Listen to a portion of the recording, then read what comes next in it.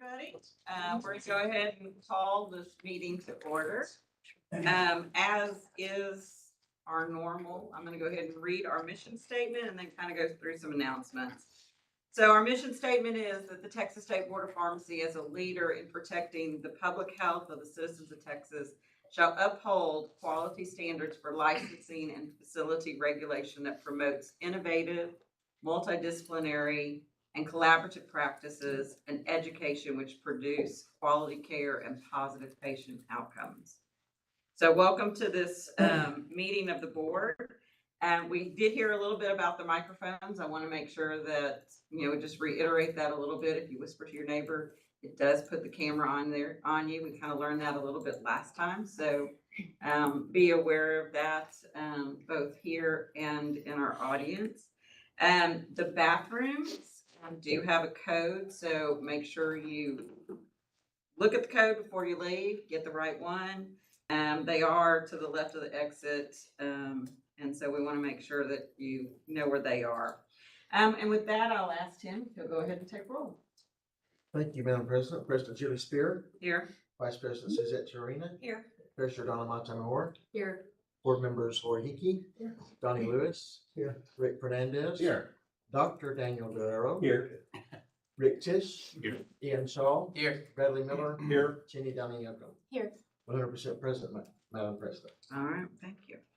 And there will be CE, as is always the case for this meeting. It'll go probably about 10 o'clock during the break. So if you're looking for CE, then you'll want to get that QR code before you leave. And with that, we'll go ahead and go into our minutes. And at our November meeting, not only did we have a standard meeting, but we also had training.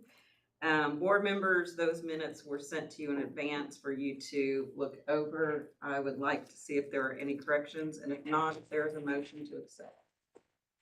It's got a motion from Donnie and a second from Rick. All those in favor for accepting the motion? All right.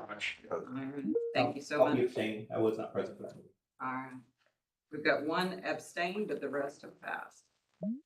And with that, I'll ask John to go ahead and come forward.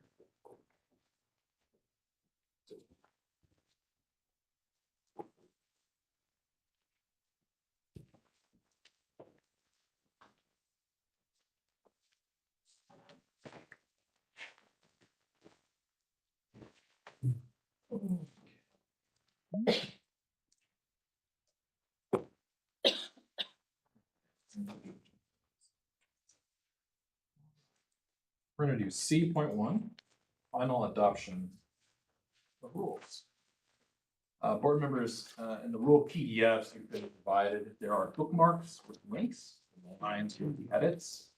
Also, for the rules for adoption, you have received copies of the orders and preambles in the OneDrive link that was sent to you. Also, you have them on your computers. Rules for adoption. All the rules up for adoption today were proposed at the November 1st, 2022 board meeting, and they were published in the December 23rd, 2022 issue of the Texas Register. The first one is C.1.1, which is Rule 291-76, regarding Class C pharmacies located in a freestanding ambulatory surgical center. On line 591, it adds the words "by a pharmacist" to verifying the perpetual inventory of controlled substances listed in Schedules 2 through 5 at an ambulatory surgical center. This simply clarifies that a pharmacist must perform the verification and reconciliation of the perpetual inventory of controlled substances for an ASC pharmacy. And we received no comments on this rule. Any discussion or questions? And if not, can I have a motion to accept? I'll move to accept. Lori has made the motion to accept. Donnie Lewis has made the second. All those in favor? Aye. Any opposed? All right, motion carries. Go ahead, John. Our next one is C.1.2. This is Rule 291-104 regarding non-resident pharmacies, Class E operational standards. And on line 114, you're going to see that it adds the word license, and this is simply cleanup, to require a Class E pharmacy obtain a Class ES pharmacy license before engaging in sterile compounding. What this does is corrects a drafting error by adding an omitted word. That's it. And there were no comments received regarding this rule. Any questions or comments? I have a motion. Motion. A motion from Brad and a second from Rich. All those in favor? Aye. Any opposed? The next one is C.1.3. This is Rule 303.1, destruction of dispensed drugs, healthcare institutions, hospital, and long-term care. Lines 88 through 91, you're going to see that it allows a consultant pharmacist to destroy controlled substances that are commingled with dangerous drugs in a shared container as allowed by federal laws, DEA rules. And on lines 96 through 107, it removes inventory requirements and verification requirements of a consultant pharmacist when disposing of dangerous drugs that are not commingled with controlled substances. This essentially removes the inventory requirements for destruction using a waste disposal service of dangerous drugs dispensed in healthcare facilities or institutions, and clarifies dangerous drugs may be commingled with controlled substances in a shared container prior to destruction, as allowed by federal laws and regulations. We did receive one comment from CVS Health in support of the amendments, while also suggesting some additional amendments, which you can see in the PDF. All right, and I believe that we have someone that wanted to speak on this. Wanda, would you come forward? Please introduce yourself. Sure. My name is Wanda Voigt, and I'm the Director of Regulatory Compliance for Sharps Compliance, which is a national medical and pharmaceutical waste disposal company. And we just wanted to come in person and also voice our desire to agree with these changes that we often work with Omnicare and several other pharmacies, and appreciate the board's understanding to make the board's rules and the DEA's rule congruent, so that pharmacists don't feel like they are being out of compliance with one or the other when using these drug collection devices. And so we appreciate the board's willingness to look at these and to make sure those rules are in congruence. Any questions for Ms. Voigt? All right. Thank you. Thank you. All right, any conversation, questions in regards to C.1.3? All right, you're gonna have a motion to pass as written So moved. and a second? Okay. I got a second from Donna. All those in favor? Any opposed? All right, Donna. Our next one up for adoption is C.1.4. This is Rule 315.6 regarding pharmacy responsibility electronic reporting. On lines 46 through 47, you're going to see the P&P reporting requirements, and it adds language requiring pharmacies to electronically submit to the board any data elements as indicated as required by the board's data submission guide for dispensers. And on lines 48 through 60, it goes ahead and removes the specific requirements that were listed in the rule, because now a pharmacy is just required to comply with the board's data submission guidelines. And the guidelines will have the specific requirements in them. This keeps us from having to change the rule every time we change the guidelines. There were no comments received regarding this rule. Any questions? Can I have a motion? I'll make a motion. I have a motion from Donnie, second from Donna. All those in favor? Any opposed? All right. Next, we're going to go through the rules for proposal, C2. First one, C.2.1 regards Rule 283.4 concerning internship requirements. And on line 118 for the student internship, and lines 150 and 172 for the extended internship program, it provides that an individual does not lose intern status if they fail the NAPLEX or jurisprudence exam once. With these changes, if you fail more than once, the student internship expires, or you are no longer eligible for the extended internship program. Board staff drafted this at the request from the board at the last meeting. Thank you for doing so. I believe that Randy Martin, there you are, Randy.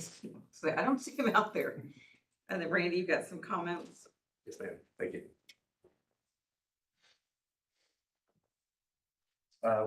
In general, we're supportive of the bill, or of the change, sorry. I'm in legislative mode. Yeah. We were actually going to request a additional modification on the bottom of page 4 in that same line that is in E. It actually states, as a resident in a residency program accredited by the American Society of Health System Pharmacists in the state of Texas has not previously failed more than once, either the NAPLEX or Texas Pharmacy Jurisprudence exam. We'd actually like to request that the American Society of Health System Pharmacists accreditation component of that be removed. The reason being is that, as you all know, that the state of Texas has a shortage of pharmacy residencies compared to other states, especially considering its size. And so we do have a large number of residency programs that are not necessarily accredited by American Society of Health System Pharmacists. And as we continue to build residencies, those residencies are in a deemed status and are technically not accredited at that point. So they would not apply under this same rule. So we just want to make sure that we're covering all the different residency programs within the state of Texas and also those that are in different parts of the life cycle of accreditation. So are you just asking that it be an accredited residency program? No, ma'am. Actually, we would actually request that it says is a resident in a residency program in the state of Texas. Or is a pharmacy resident would probably be a perfect way to word that. Okay. And I'm going to ask Megan. Megan, that would be a Substantial. change, so we'd have to go back for comment, correct? Correct. Okay. So, any questions for Randy? I have one question. What is the pass rate for first time taking the examination? What's the pass rate second time taking the examination? I do not know, but I would tell you that we probably have, this is probably affecting a very small minority of residents. What's interesting also, that's kind of a parallel component of this is that the accredited residencies already have a requirement. So if they're ASHP accredited, they have to be licensed within 120 days or they can't pass the residency. So that element is kind of covered, so to speak. But I couldn't tell you the exact number, unfortunately. Rick, are you asking in general for, I think in general, For we're just, interns as yeah, for well? the student, yeah, if it fails the first time more than once, I was just wondering what that percentage is for the first time. I mean, are we talking a lot or is it just a small amount? so I'll give you anecdotal, and Okay. you know, I'm the one that brought this forward for the staff to look at. Anecdotally, I would say COVID has impacted students. Okay. So there was, whereas we've had really super high passage rates in the past, Mhm. there was, with this last year's group of students, I would say a good percentage. I mean, that did fail, but it seemed like they did pass it the second go around. And I think that's what we all normally see. Total anecdotal, Yeah, if you look at it by school, they ranged from 60-70% pass first time, if not higher in some schools, but it's definitely a drop off from before when it was 80s, 90s, you know, for sure. yeah, we have at least one school that, you know, with the exception of a couple of years, it was 100% passage. So COVID learning did seem to have an impact. They don't lose their skills the day they find out that they failed. So that's where we were looking for a little bit of continuum so that they could continue to use those skills and as they study and go forward. There's one more follow-up. How many other programs do we have in the state that aren't with ASHP? Do you know? I don't know the exact number, but there are quite a few. There are. And most of that has to do with the fact, it's less about the fact that they want to be accredited. It's more about the fact that certain types of residencies aren't covered. Okay. And ASHP's actually changed that over time. A great example of that is a transitions of care residency, which I think we would all agree is a pretty important part of healthcare. But unfortunately, ASHP does not currently accredit that type of residency, but it used to. And so there were residency programs that were opted to either change or continue that. There's several other examples of that. Thank you. Yes, Daniel? So since this is a proposed rule with a potential substantive change that would need to go back for review and comment, what would be an appropriate motion if we were interested in considering the potential amendment? Sure, so I don't think I answered fully last time with Julie, but these are just drafts, they haven't gone through the register yet. So you can either, propose the way that it's written, or propose with the change that's being put forward, or propose with a different change that you have in mind. But all of those, would go through the comment period before they could come back to the board for adoption. Or it could go back to staff for redraft. Or it could go back to staff for redrafting, and you can ask us to bring a fresh draft to you at the next meeting.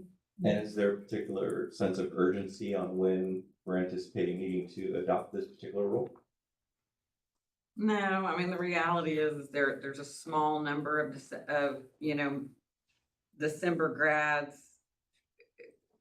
It does impact our May, so it really would be better if we went ahead and So went, next year's class would yeah, have that option. yeah, so it would be better, to me.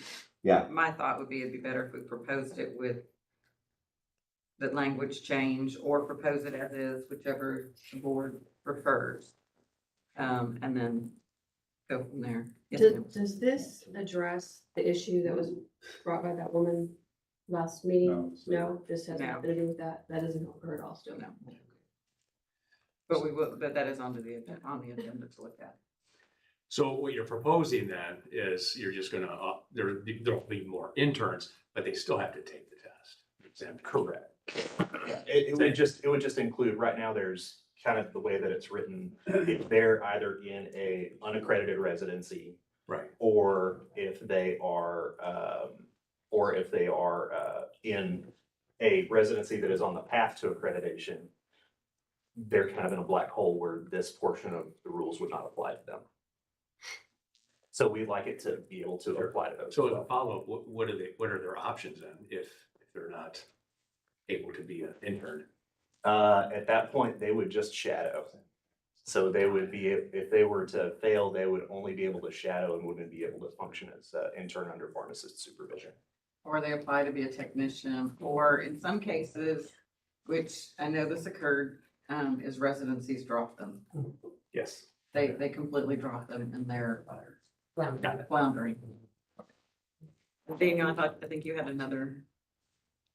I'm just trying to figure out what to do, because I recognize that there's an urgency of trying to get this at least resolved by May, because our next meeting isn't until May, but there's also the potential that if you send it back to staff, it could be brought back in May, but not actually implemented until August. Right. But the standard procedure would be for it to go back to staff or back to review so there, yeah, there's a pretty significant sense of urgency on getting this done, but at the same time, trying to stay within your standard procedures of policy. We can't just strike the line. Okay. Okay. If you want to, you could propose, to move the amendments forward along with the strike that's being, put forth by Randy Martin. Or, you don't have to, you can go forward with the way that it's drafted now. If you would feel more comfortable seeing it in writing before you, it would need to go back to staff. We could try to have E.1 draft that very quickly for you and get it in writing for you. Or when we see, really complex changes, you usually do send it back to staff and bring that to the next board meeting. This does seem kind of straightforward and striking a certain number of words instead of formulating new words for you to look at. So it's really the pleasure of the board as to how you want to move forward. You could propose it today if you want to, so we can have it back to you hopefully in May for adoption, assuming the governor's in the register, goes quickly. I would move to propose this moving forward, striking the verbiage as recommended by Randy. second. All right, so we have a motion by Lori and a second by Dominique. Further discussion. I would read it again. I would read. It would say is a resident, in a pharmacy resident program, in that word. Is a Basically, is a resident in a residency program, is what it would say. In the state of In the Texas. state of Texas. So one question, one comment. There's no other, by making that change, is there any other unanticipated effect that we're not thinking of? That is the purpose of the comment period, so people can write in and tell you there's an unanticipated effect that you didn't think of Yeah. when you proposed this. So hopefully people will tell us during the comment period. Or, E.1 might pick up on it when he does his analysis. My only comment is that what we're putting forward really is dependent upon ensuring, as you mentioned, that everything goes perfectly between now and the end of May for this to actually work. And if not, then the board has the ability to take it back. I mean, that's the whole reason why the process So is there. one thing to remember is that residency programs don't start normally until like July. Okay. So So the they May still is have to, entirely issue. right, so that May shouldn't necessarily be an issue because July. And then if they're taking, by that point, you could have taken it one time only, right? And so this says more than once, so you have to fail it twice. Okay. So it seems like it would still give us time if we needed it. Okay, that makes me feel better. All right, so we do have a motion and a second, so there, barring any other questions or comments, we'll take a vote. So the motion is that we strike the accredited by the the American Society of Hospital Assistant Pharmacies. Is there, all those in favor? Any opposed? No, I'm sorry? I said no. No, okay. All right. All right, John. Our next one, rule proposal is C.2.2. And this is 295.8 concerning continuing education requirements. There also, you're going to see some grammatical corrections in there that were suggested by the Texas Register. And a suggestion from Gary Cacciatore to clarify that the monitoring controlled substances course requirement does not expire and is not limited to certain license renewals. This requirement is already in the statute, but we don't want to confuse anyone. It's in Health and Safety Code, section 481.07635. And so then on line 67, it requires a pharmacist to complete 2 contact hours related to approved procedures of prescribing and monitoring controlled substances no later than the first anniversary of becoming licensed. And again, this is already required by section 481.07635 of the Texas Health and Safety Code. There are also some grammatical changes on lines 92 and lines 225. All right. Questions? We can put Gary on the hot seat if you want. He's shaking his head. Do I have a motion to propose? Donnie has made the motion to propose. For the second? Second by Bradley. All those in favor? Any opposed? Motion passes. All right. Next, we're going to do under C3 is the rule. If you look behind there, it's the rule review plan for fiscal year 2022 through 2025. And state law requires you review the rules on a 4-year cycle. Now, while state law requires you review the rules on a 4-year cycle, what you're looking to see is if you need these rules. It's not about the content of them. And the ones today are up for adoption to retain. And we're looking under C.3.1.1, Chapter 291 concerning pharmacies, all classes of pharmacies, and some sections listed there. Also, C.3.1.2 regarding Chapter 291, sections concerning pharmacies, clinic pharmacies, Class Ds, and some sections listed there. And those are up for adoption today. All right. Do I have a motion to adopt? Again, we're not looking at content, just that the section needs to remain. I move. Donna has made the motion. Jenny has made the second. All those in favor? Aye. Any opposed? We will keep these sections, John. Very good. Thank you so much. Thank you. All right. Tim, you want to go ahead and give us a report on the compounding advisory group? Yes, ma'am. Since our last meeting, the compounding advisory group has not met.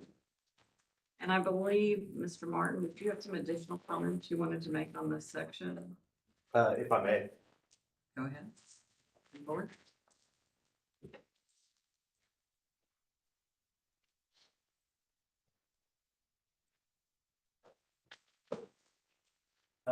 I just wanted to bring to the board's attention that there is several changes to compounding regulations outside of the state of Texas.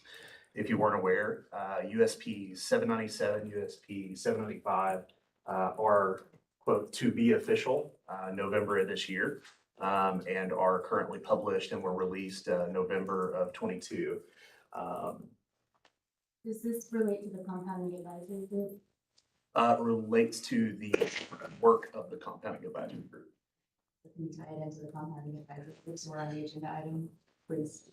Of course. So we would actually be interested to know if the compounding advisory group plans to look at that content and provide information back to the board. Since that group has not met, we're just a little concerned that we will have rules that are at a federal level that many of our hospitals and health systems are held to, that will be in conflict with the rules put forth by our state rules. So there is a bit of a sense of urgency to that. So we have requested that it would be on the next board agenda as an item.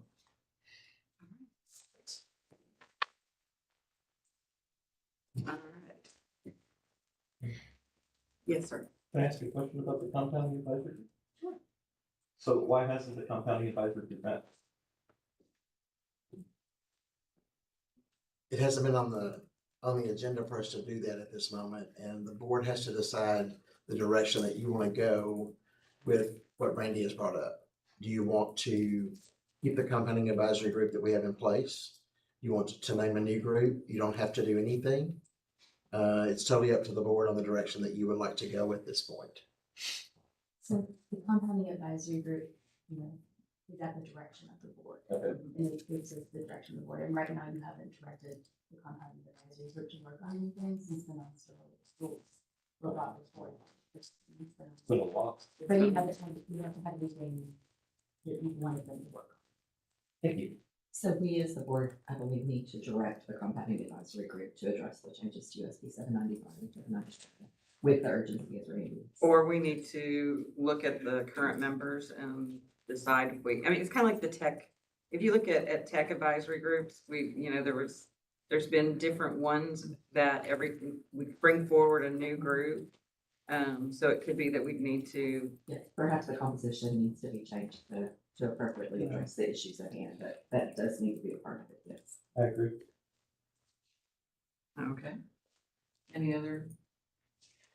I mean, something to consider, since the new versions of 797 and 795 are so drastically different from what we have, and they're drastically different from each other, we might want to consider having two different groups, one for sterile and one for non-sterile. I think that's a very valid point. They are very different. So, Tim, is that what you would coordinate that, or do we need to, how would you? So we can coordinate that if you give us we direction. would direct the staff. Okay. If you would like for us to look at that group and come up with some suggestions for May, we would like to request that we dive deep into this after the May board meeting. There's quite a bit going on between now and May, so staff would request that the board allow us a little leniency, because you're gonna want a lot of information on this, and our bandwidth is not there between now and May. But after May, it should be there. But we definitely can look at the makeup of the group and visit with the appropriate individuals to come up with maybe two different groups and bring that back for your look at and approval. Daniel? So potentially bring this back in May and get through the legislative session and then take some action sometime a little later in 2023. Okay. Sounds good? It may not happen in 2023, but we will start the process in 2023. Because you know how long, the last I do. took, so. And this is a huge issue, so. recognizing that the staff has limited bandwidth, if there's anything any of us as board members can do to fortify what the board can, or I'm sorry, that the staff can. That'd be great. I'm Thank happy you. to do that. All right. I think we have instructions. All right, Miss Linda.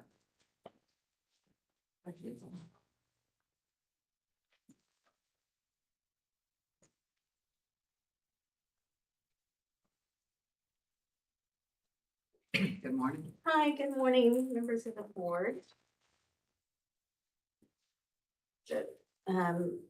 The prescription monitoring program advisory committee met on December 1st. During this meeting, discussion included a presentation that was given by Bamboo Health over Texas PMP statistics.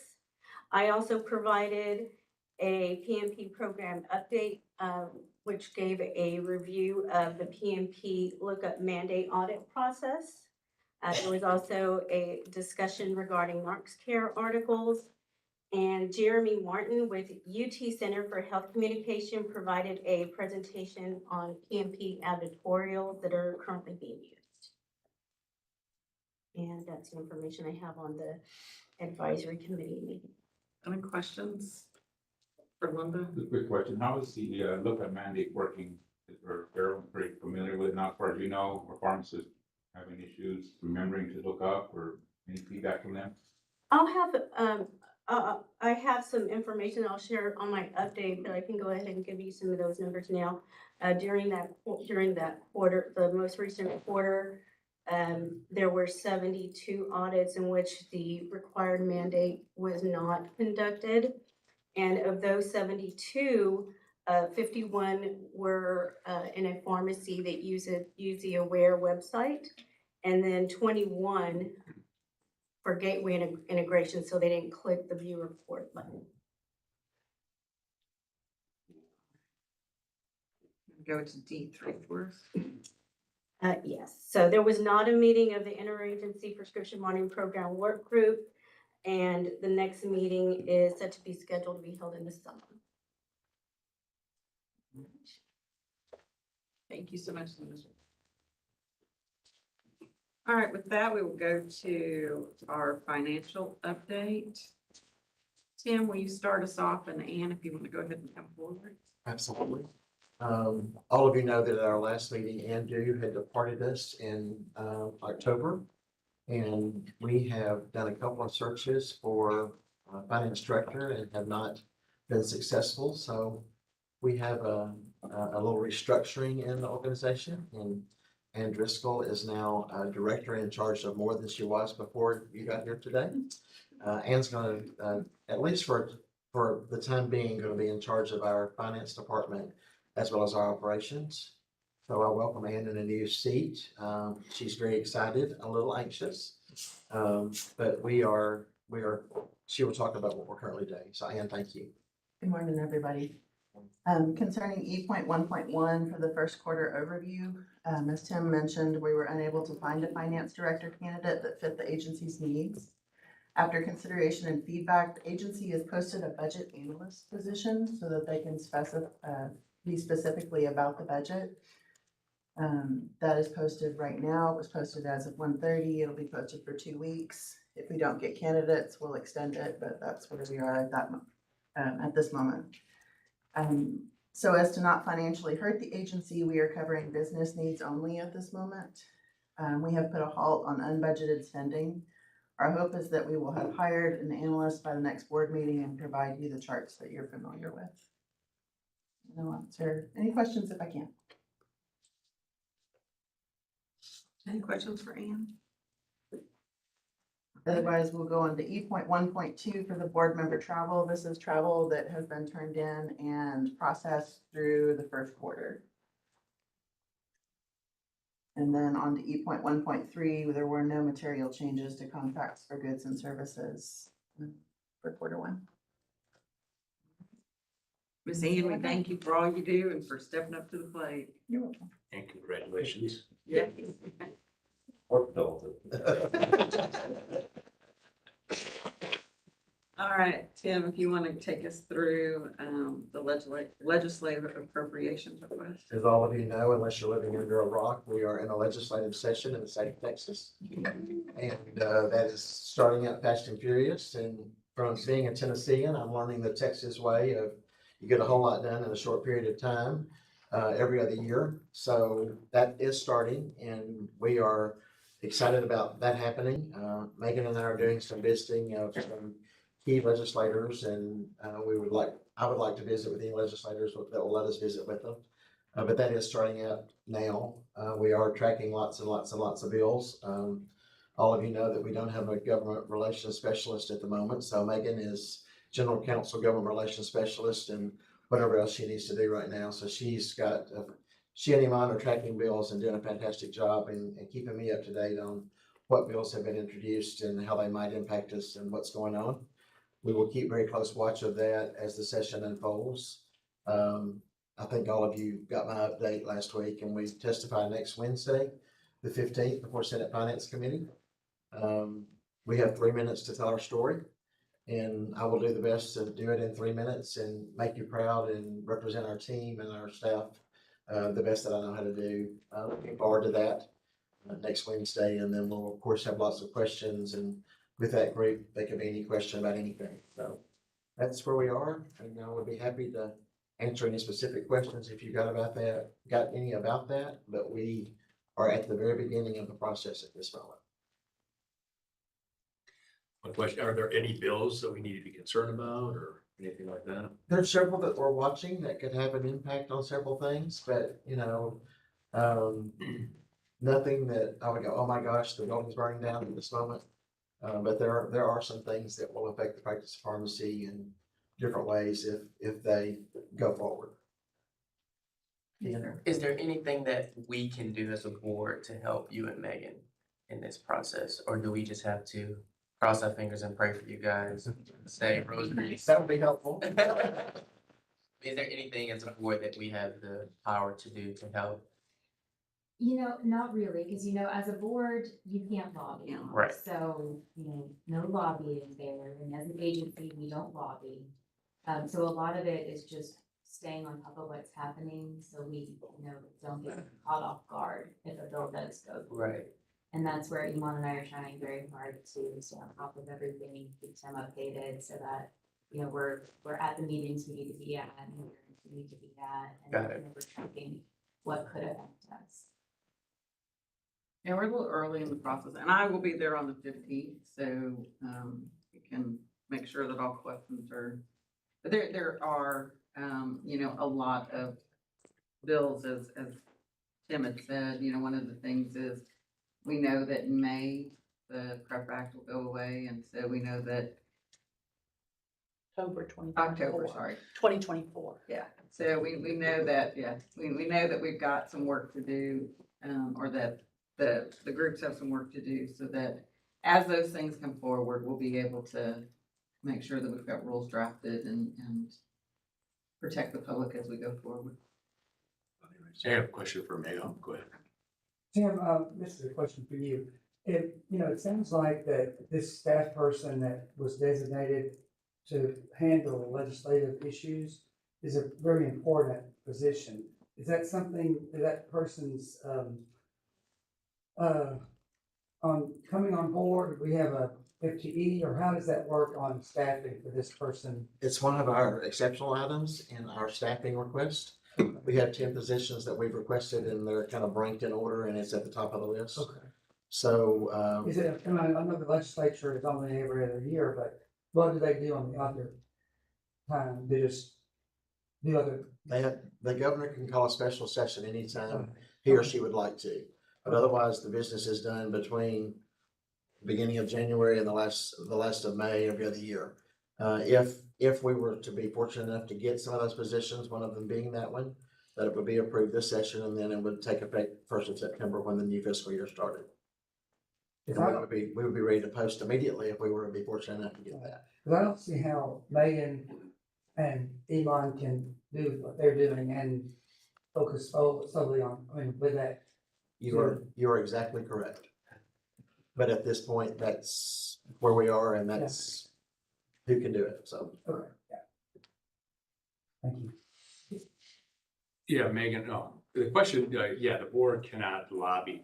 However, can a board member represent themselves and do public comments? Or is that something you still frown on? No, you can you can do whatever you want in your free time. You just need to be very clear that you're not doing that in your capacity as a board member. You're not representing the board in any way. But you know, your personal person is allowed to do. Sure. what you Okay. represent. I just want a clarification on Yeah, that. be very transparent, when you introduce yourself. Make sure that you acknowledge the fact that you're on the board, but you're not there representing the board, that you are only there on your own behalf. That way they know for sure. Right. That, and that there's no ambiguity. Is there a tracking document for these bills that we should be following as board members? Yes, we normally give that to you at the May board meeting, but if you're interested in it now, E.1 and I can send you a spreadsheet of the bills that we are tracking. I will say it's voluminous right now because we don't know what's going to move forward, and that's part of the reason why we don't usually bring it to the meeting, is because it's just hundreds of bills. And, you know, a little bit later in session, we'll have a better idea of what's moving forward and what's not, and that's what we usually bring to you. But if you want to see it now, we'd be happy to send it to you. I was not thinking that it was normally May. I was thinking that we normally followed it beginning earlier in the cycle, so, If you'd like to have one like halfway through the cycle, we probably could do that when we get a little, when we shave a little of them off, where we know that they're not gonna go forward. I think it's interesting to see that. I mean, I think that's something that we as board members all need to be aware of, what is out there and what is We can do what that. is moving forward and what's not. We can do that. So they're on committees right now, right? Is that where these are? Not yet. Not usually. Actually, the House committees have not even been appointed yet. Oh, We're still waiting. That's on why, that. that's why it's so early. It's still, you know, everything's getting filed and Yeah. there are lots of, okay. so. What's the last day for filing? I'm gonna ask March 10th. Debbie, March 10th. March 10th, so. I knew it was coming up fast and furious. Right before spring break. Good conversation. Any other question? All right, I saw Miss Raquel come in. She's in the back there. I know, I feel like people are hidden. All right, Miss Caroline. Coming from opposite sides. Yeah.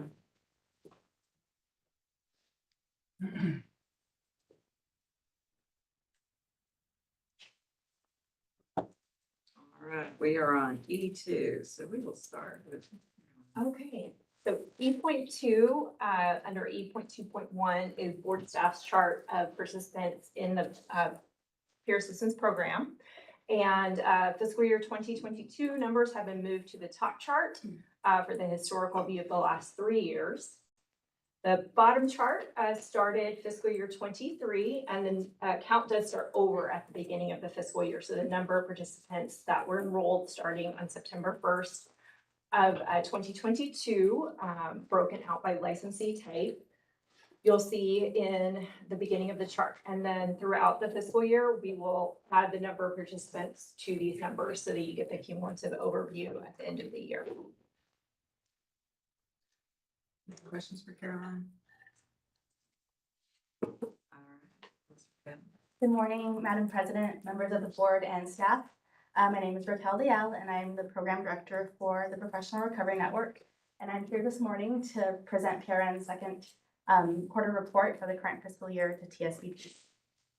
The Professional Recovery Network continues to receive a number of referrals regarding potentially impaired pharmacists and pharmacy students. Compliance by current participants is acceptable and all concerns regarding public safety have been reported to TSBP. PRN has had many exciting program awareness opportunities this past quarter. In recognition of September being National Addiction Recovery Month, PRN was invited by the University of North Texas Health Science Center at Fort Worth APHA's student chapter, as well as the American Association of Psychiatrist Pharmacists, to present to student pharmacists about PRN's role in fighting addiction, as well as to talk about the services that PRN provides. This presentation took place on Wednesday, September 28th, 2022 via Zoom. And on October 6th, excuse me, PRN spoke to the P1, P2, and P3 students during their Dean's Hour at Texas A&M University's Irma Verma's Rangels School of Pharmacy in Kingsville to discuss problematic substance use and share mental health and substance abuse statistics for healthcare professionals in the United States. At this presentation, PRN also talked about the services that we provide, as well as resources that we provide for healthcare professionals who may be in need of support for these type of struggles. PRN is in the process of reaching out to pharmacy schools that we have not yet been in contact with to explore opportunities for program awareness. We are confident that schools have transitioned back to in-person classes, and so this will allow for more opportunities for PRN to bring awareness to the program. PRN's fall seminar was held on Saturday, October 29th at Norris Conference Center in Austin, Texas. Our main speaker was Laura Strom, who is an LCSW. Ms. Strom specializes in attachment and interpersonal neurobiology, which focuses on the importance of connection mixed with brain-based science to look at behaviors and urges through a lens that allows for understanding, self-compassion, and practical ways to strengthen the foundation of the brain. The fall seminar's topic was the bottom-up brain, the importance of listening and caring for your lower brain stem functioning.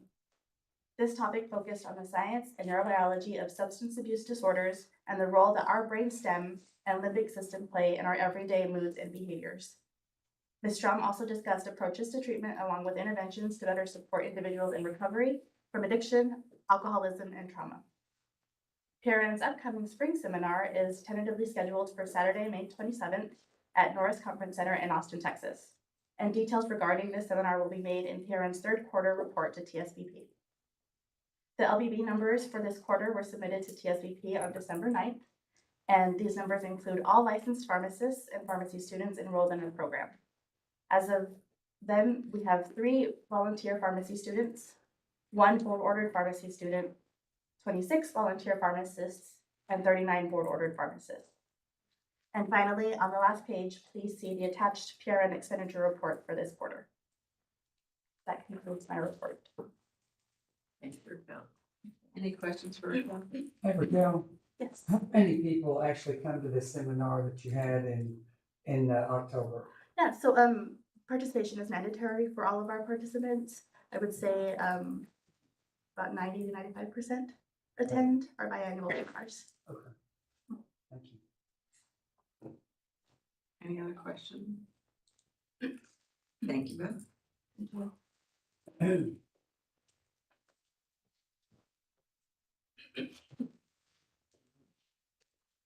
right.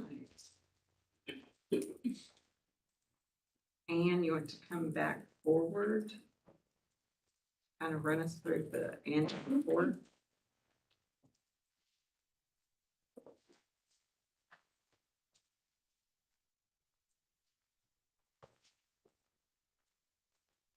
Hello again. Before you is the board's draft of the annual report for fiscal year 22 for your review and approval. If approved, we do ask that you make an allowance for staff to be able to make small administrative changes as needed. And I'll answer any questions that you might have. Yeah, this was given to everybody ahead of time. Are there any questions in regards to the annual report?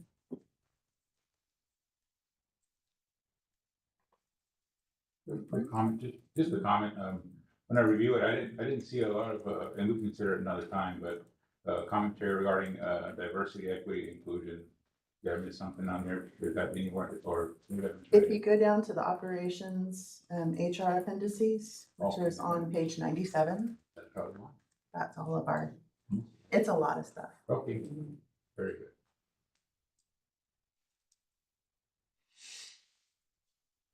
Any other? I have a motion to approve with minor administrative changes allowed. We have a motion from Daniel, a second. We have a second from Rick Tisch. All those in favor? Aye. All opposed? All right. Madam President, if I can take a moment Yes. of privilege, this document doesn't just happen. This document is a huge brain drain for lots of people. And Ann, along with all of our directors and managers, did a fantastic job. But it all kind of fell on Ann's plate at the last minute to put it all together. So I want to publicly in front of the board say thank you to Ann Driscoll and the entire team, but Ann for being the one that spent lots of hours, after hours and on the weekend putting this together. So Huge thanks. And well deserved. Thank you. All right, Miss Linda, you were up.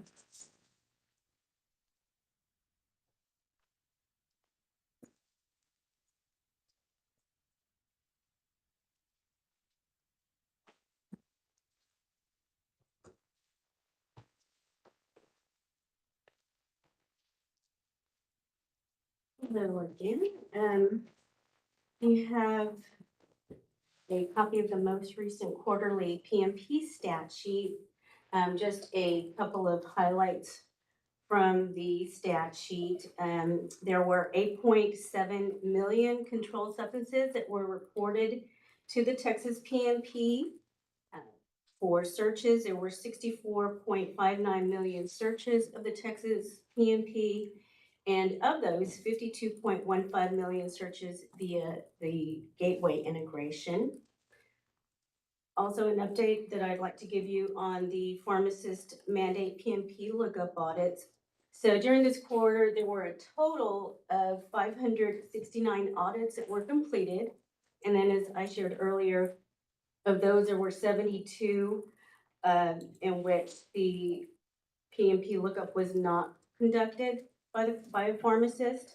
51 were via where searches and 21 via gateway integration searches used by the pharmacy. And that's the information I have to share. Let's follow up on that. Sure. What was the pharmacist awareness and what were they saying when the audits were done and what's the feedback then? Well, you know, on the gateway searches, a lot of those were the education where they thought that they were looking at the score, that was complying with the mandate. So we needed to make sure that they understood they needed to click that view report button.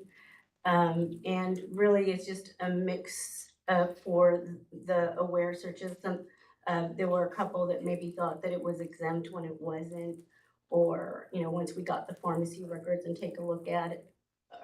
And then other times it was just an oversight. All right, since we have Janu in the audience, we'll make a note that on our partner states, Florida has joined. Yeah. Oh, and he wasn't even in the room. I just said, because you were here, we were gonna make note that Florida has joined the PMP interconnect. my apologies. All good, all good. Any questions for Linda? I would thank you again, and thank you for all that you do. All right, Megan, you want to take us through the appeals? Sure. So first we have the Garrett appeal. We've heard about this one for the past couple of years. This is the case where two physicians sued TSBP and TNB regarding the prohibition from physicians dispensing from office practices. There was a favorable ruling from a district court that dismissed the case, but the plaintiffs appealed to the Third Court of Appeals in Austin. An attorney from the Office of the Attorney General's Solicitor General's office was appointed to handle this case for the court. And on January 25th, the Third Court of Appeals affirmed the trial court's order. Then we have CVS 8336. And they appealed the board order that was entered as a result of the hearing that was held at SOAH, and then your adoption of a proposed order at the May board meeting.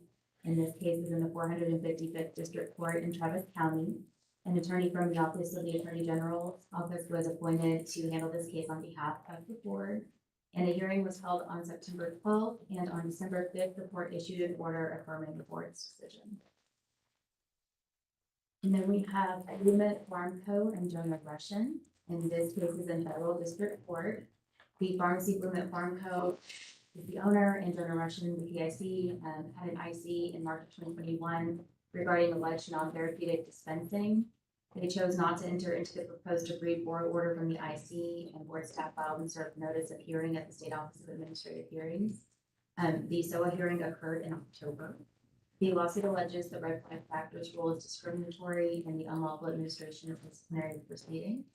An attorney from the Office of the Attorney General's office was appointed to handle this case. On June 16th, the OAG filed a motion to dismiss. In July, the plaintiffs filed a response brief and the OAG filed a reply brief. And there again have been no updates in this case since the last board meeting. And then our last one is Life Care RX LLC. And the pharmacy and PIC filed a petition to appeal the board orders that were entered in May. This is in Travis County District Court. An attorney from the Attorney General's office has also been appointed to handle this case. On August 8th, the OAG filed a plea of a jurisdiction request for hearing an original answer. And this is another one where there have been no updates in the case since the last board meeting. And those are all the cases. So Megan, the first two are gone. We never have to hear about them again. They could move forward. They could, appeal this decision as well. But at this point, they see, for the moment, we'll see what happens moving forward. How many times can you appeal? Forever? All the way up to the Supreme Court.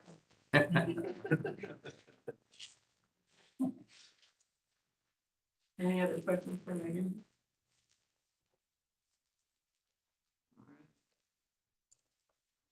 Thank you so much, Megan. All right, it is just about 10 o'clock. How about if we go ahead and take a 15-minute break? And return at, my clocks are all messed up still. Let's just return at 10:15. I'll give you a next.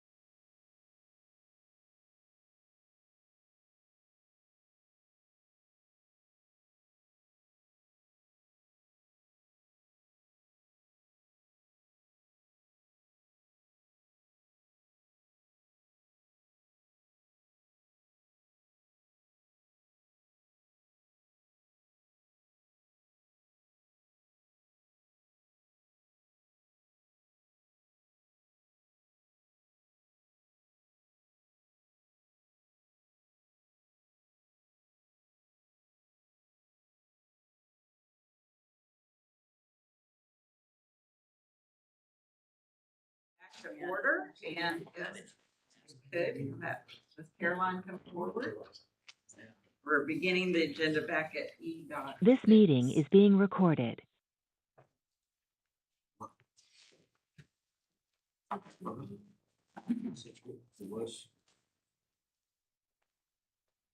Was the president Well, at one point?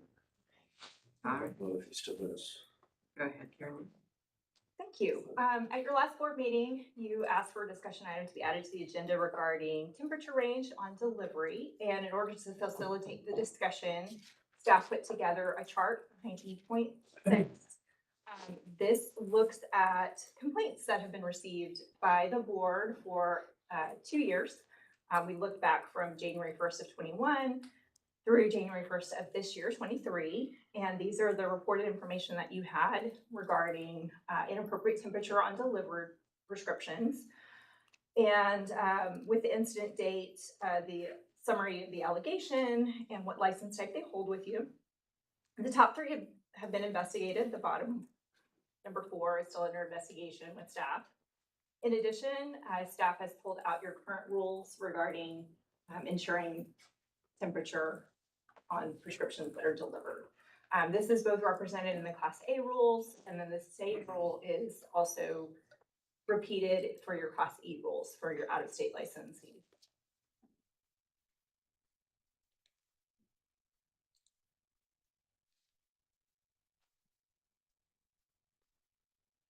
And I believe also there's information regarding language from Arkansas for the material for your reference as well. All right, and I believe that we have Ms. Loretta Bozing. Did I say your name right? Yes.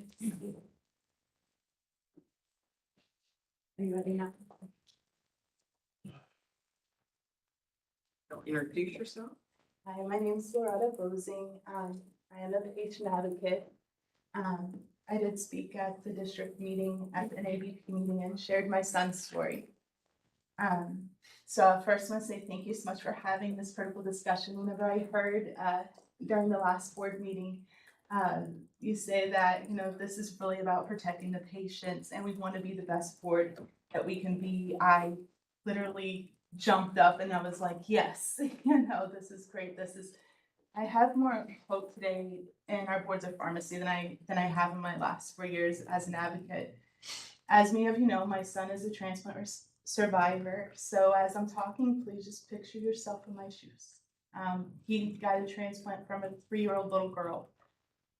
One day they shipped his liquid oral transplant medications in only a bag on a 102-degree day. And afterwards he went into transplant rejection. So long story short, that's how I would eventually uncover that the temperatures in Melwood Pharmacy is left unregulated. So I also would reach out to the U.S. Department of Labor that said that they get calls like mine frequently, but although it's unethical, it's not illegal. The FDA also said that they get calls like mine in the middle of every summer and every winter. I would reach out to CVS, specialty pharmacy, and they would also say that they get calls like mine frequently, but at first they claim we're going by USP guidelines, but after reaching out to USP, I find out that that wasn't true. They also did say one truth, and that's that they are really going by guidelines that have not been set yet, but that was about after 20 minutes into that conversation. So I started a petition that now has 219,000 supporters on change.org. And it's really hard to believe that as a mother of a child whose life relies on medications, that's such a critical issue, could go overlooked for so long. But when I began researching, like, how did we get here? When NPR reported on my son's story, you'll see at the end of that article, you had Pharmaceutical Care Management Association. They said that they adhere to all the FDA's guidelines, but that was deception because the FDA doesn't regulate mail order. And I don't know if you saw the students from Oklahoma, their study showed that 80% of medications are not reaching the FDA's proven safe guidelines. So that was just really concerning to me. They even showed that one of their packages with 5 ice packs still reached 90 degrees. Most do not know today that medications can break down or even lose potency or become toxic. Even our employers, aren't aware, because whenever we complain, we usually complain to the insurance company, we complain to the pharmacy. Most, as reported by NBC, don't even know that the boards of pharmacy exist. I'm really thankful to the Oklahoma Board of Pharmacy, who actually put on their regulation, the proposed regulation, that it would include the board's number. I mean, that's what we need, because patients need to know that their boards of pharmacy are here for them and that they're here to protect them.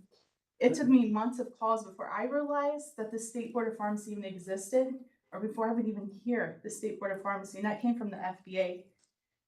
Just search like Amazon melted capsules, damaged medications, along with like any PBM or mail order pharmacy, you're gonna find many. If you look on Better Business Bureau, there is complaints of for Express Scripts, 1 star of delays, and you add that to the temperature issue, we have a major issue. I just want to share some information with the board because I feel like it's critical as you move forward and consider this. I am aware of the Arkansas regulation. There's a problem with Arkansas. If it's saying we're going to go by USP guidelines, but there's nothing there to ensure that USP guidelines are being set, then that's just not going to work, because that's my state. We have USP or manufacturer's guidelines. They didn't adhere to either, and nothing happened. So we need something more. And I do urge the board to reach out to USP. So last week, one of the things that came across is that CVS stated that they get medications hot from the manufacturers. That actually came up in the board meeting. And I found that alarming, but at the same time, 4 years ago, when I was questioning the pharmacist, she said, well, the manufacturer told you to discard that medication. The FDA told you to discard that medication, but the manufacturers don't want us to ship that medication to you like that, then they shouldn't ship it to us like that. Alarming. I said 2 wrongs don't make a right. And if you're already getting that medication hot, that means that when you're shipping it to us again, it's going on another excursion. You're risking it even further of going bad. Like it didn't make sense. I just find that alarming and so unethical, such an injustice. The FDA did say if they're getting medications from the manufacturers like that, they should report it to the FDA. Express Scripts was also on the temperature committee. Per someone that spoke there that was on that committee, they said that Express Scripts went along with the board's regulation all the way up to the point that there was public comment.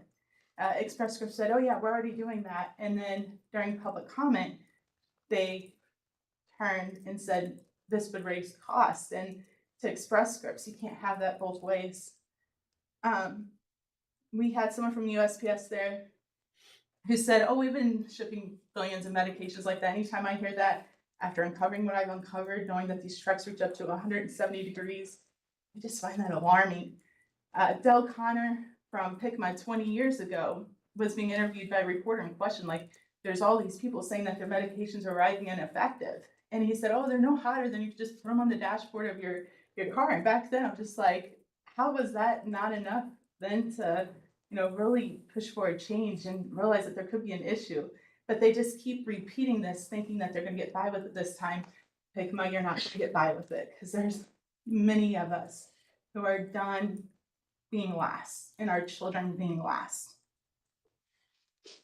PICMA tried to claim at the Oklahoma board meeting that none of this is based on science. And that's shameful. Desmond Hunt, who's the scientific liaison for USP, was on that board, and the drug testing labs, they are on that committee, that was pure science, but they're just trying to do whatever they can to desperately hold on to their profits as patients like my son suffer. As we're forced to so many are forced to these pharmacies. So, we're not asking today for unicorns and rainbows, we're just simply asking, simple request, that our medications shipped by mail are stored safely, especially as we're forced, that our children are safe. And although the entire supply chain is at risk, the greatest risk today as a last mile when medications are stored in these conditions in only a bag, left in direct sunlight and extreme weather conditions. I do believe that's all important, but if you're going to start somewhere, I just feel like that's a really, really critical place to start. Again, I appreciate you all so much because this is an important issue. I know this is not easy for you because I know even talking to pharmacists, they're like, yeah, this is an issue, but if I say anything, I'm going to lose my job, or they're afraid of the wholesalers, there's so much here. So I know it's hard, but we have to start somewhere, and it is time.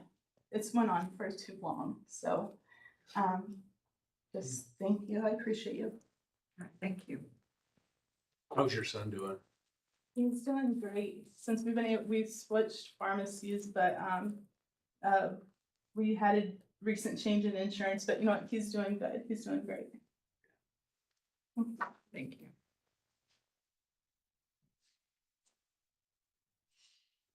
All right, questions for Caroline? This is a discussion point to see what we want to do to go forward. We do have example draft.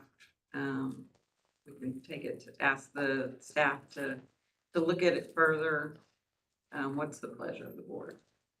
I have a question on Yeah. that. I'm assuming the mail order prescription drug is huge. And we don't have oversight over the United States Postal Service. So is there an alternative to where everything that comes from the manufacturer is shipped to a local pharmacist and then they dispense the drug, or is that just adds too much time on getting your drug? I just wonder what, in this particular case, if there are issues, because I bought Omaha steaks and they're, we're on vacation and we get them in ice packs, or actually they're delivered at home, but yet the ice packs are dehydrated, ice is already evaporated, so then the meat's spoiled. So I'm just saying that it is a problem, I think, just because of the sheer number of numbers. Yeah, and if you read Arkansas's, it does, their point B is if a pharmacy or pharmacist owns or controlled, go on. It talks about that they shall not require that a patient receive his or her prescriptions through home delivery services. So there's a little bit there, that patient choice. Got it, okay. Oh, I was just gonna say, do our rules already, provide enough information that would allow, a patient to, if they get something that's inappropriately packaged and it looks like there's an integrity issue, the board, it appears, could, cite the pharmacy or the individuals that are involved in that whole process. As it reads today, we have oversight to that if there's a complaint or a problem. Obviously, we have 4 of the last 2 years. My assumption is that we were able to, find, to go back to those individuals involved in those issues and based on our regs already, provide some disciplinary action associated with those issues. So, is the content enough to, manage all the different scenarios that could occur with these packages that are being shipped out? Yeah, that's really the question. If you read what we have now, it says that the pharmacy shall maintain adequate storage. You go on down and it says that it has to be maintained in an appropriate temperature range to maintain the integrity of the drugs. And if you look at 291.33, it talks about that you have to have appropriate packaging and devices to ensure that the drug is maintained in an appropriate temperature range to maintain the integrity of the medication for the delivery process. We do have in the rules, and I'm not sure where it is, y'all can maybe direct us in the right direction. We do have with our delivery, you have to have the new Roman ×10 where it says, pharmacist is on duty, and then it has our information as a board. So that does go, or we're required to put that in there if you're doing home delivery. I don't know, that is the question at hand, is what we currently have enough? And my question is, for those 4 that had complaints, what did we do about those complaints? Did we investigate? Did we cite somebody because they obviously delivered them without any kind of refrigeration? Correct, yeah, so the top 3 have been investigated and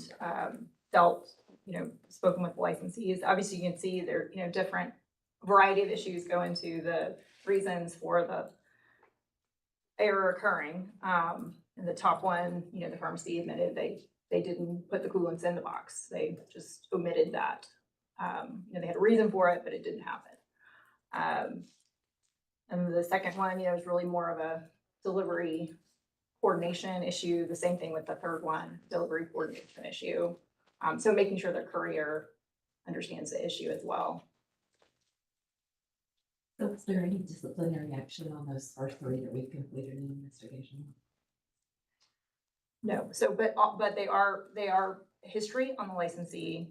If additional information were to occur, no patient harm was reported with any of these because upon delivery, the patient identified the error and notified the board.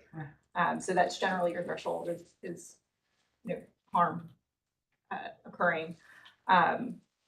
But it is recorded against the licensee. If it happened again, that would certainly be a extenuating factor. So, but all would have to be based on somebody complaining, right? We're completely complaint Every day driven. of the week, we'll get stuff in their mailbox, as she mentioned, and unless they call and say it was hot,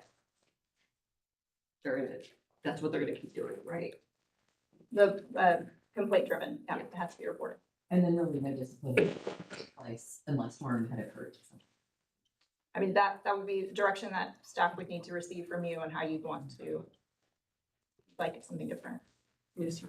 So what jumps out to me when I review our current language in comparison to the Arkansas language is the use of the words adequate and appropriate. So I'm curious about a couple of things. One, is the language too vague? And then my second question being, is there a standard understanding across the industry of what those 2 terms mean from state to state? Because appropriate and adequate really have flexibility over what that means, especially when you're talking about different substances. Megan, is there a legal? So, I mean, our rule isn't extremely prescriptive. Like it doesn't tell you exactly what type of container or what type of measures to take. So in that way, yes, it is. We would probably be looking at, what would be appropriate to a reasonable pharmacist.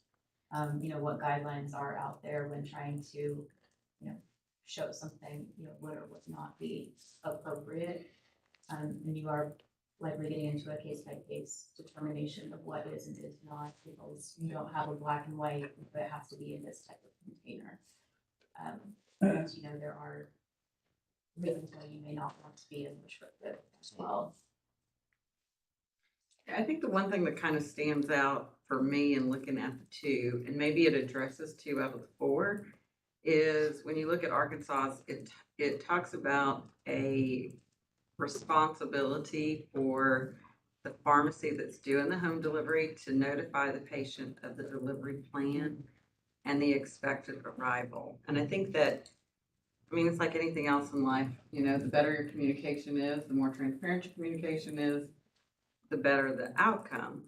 Because I think at that point, the patient could say, no, don't ship it yet because I won't be there that day, or so I'm just kind of wondering if maybe adding some language along those lines would be impactful to protecting our patients. Because the pharmacy is in charge of that supply chain all the way from the origination to the patient's hand.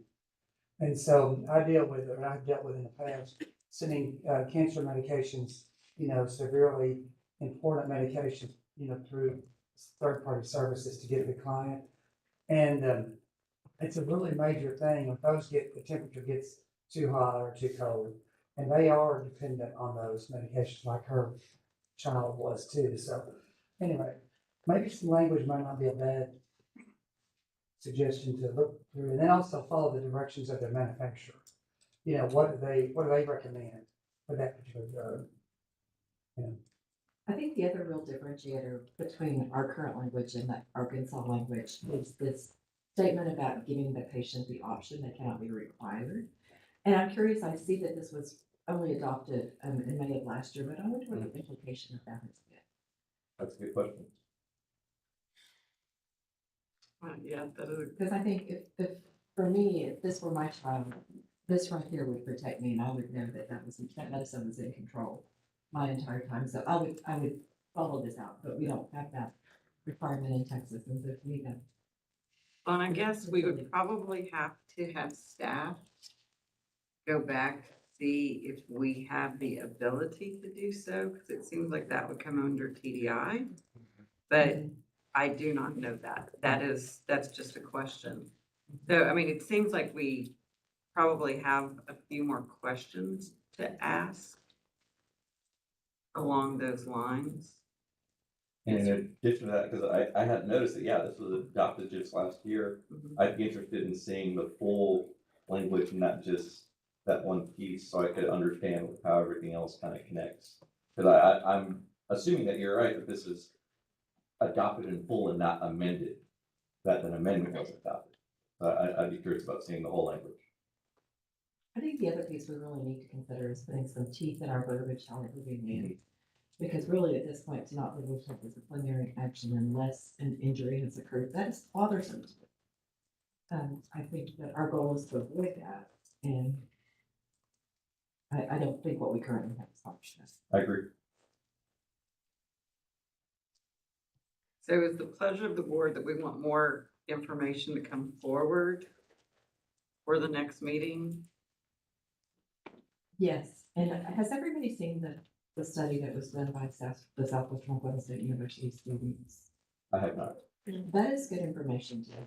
It's really a study of where they looked at the integrity of medication and, throughout the distribution process and how that was maintained or not based on temperature. And I think it's compelling data. It's compelling information. I would like to see it. Based on the urgency of what we're talking about, I'd be open to not just more information, but potentially some suggestions, some suggested modifications to existing policy. Could we possibly require it in the policy and procedure manual to address shipping and what their policy is? I would agree. I Also, think Julie- the language about patients approving and being informed, I mean, I'm not sure how to put that, but the patients should be fully aware of what's coming when it's coming, and they can say yes or no to. Who the carrier is? Yeah, I mean, they shouldn't just assume that they do it on one. I mean, the shipping is an important, option for patients. It's, and a lot of patients need that based on where they live and, transportation issue, whatever you want to call it. But, they also should be informed, and we shouldn't just, allow the language not to say you just ship it to you without telling them, there should be some approval or. You mentioned a few minutes ago, checking to see if it's within our realm to do something versus TDI. So the way that this reads is, it really is directed to the insurance company and the benefit manager. So it's. The 291.33? No, The Arkansas language, okay. And so because it's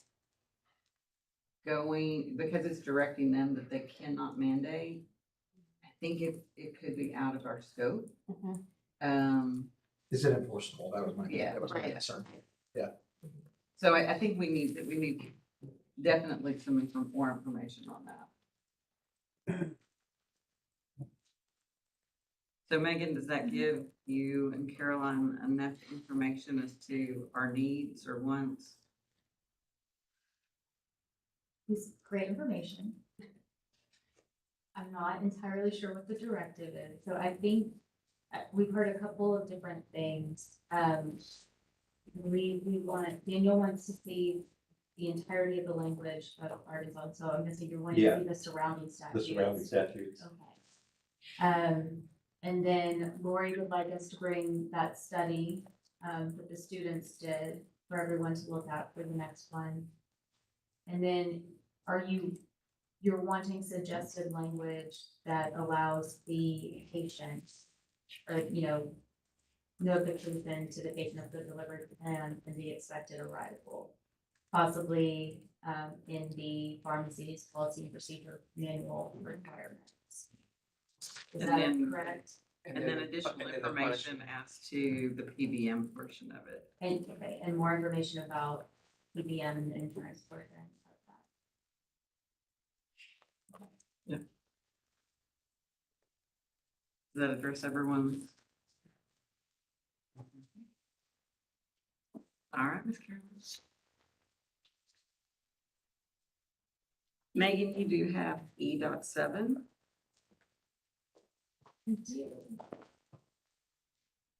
So on E.7, behind the tab is a spreadsheet of research on examination and internship requirements in other states. This is prepared by Iman Briggs, Mary Moretti, Raquel King, and our former legal intern, Gina. You can see it lays out the number of internship hours required by each state. They did find it difficult to confidently determine whether other states have exigent circumstance exceptions for internship requirements. And so if you are interested in that, we would need more time to research it.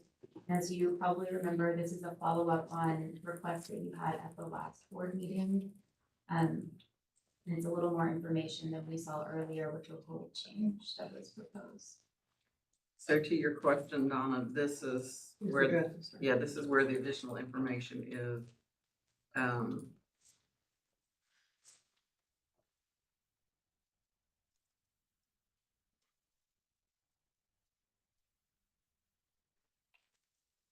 So essentially what she was asking was when she failed, that was it, it went away, and that obviously stated here.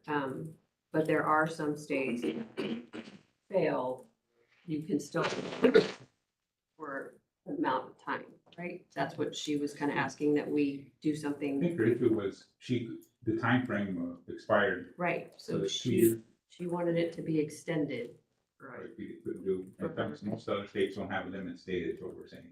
Yeah, so, Seems like it. yeah, so ours is 2 years. And there's a couple that are the same as ours, 5 years, and then a number that there's no limit. So those intern hours are good for forever. And it looks like there are a few that have 1 year. Kansas has 6. For one to- Some rely on the number of times you've taken the exam.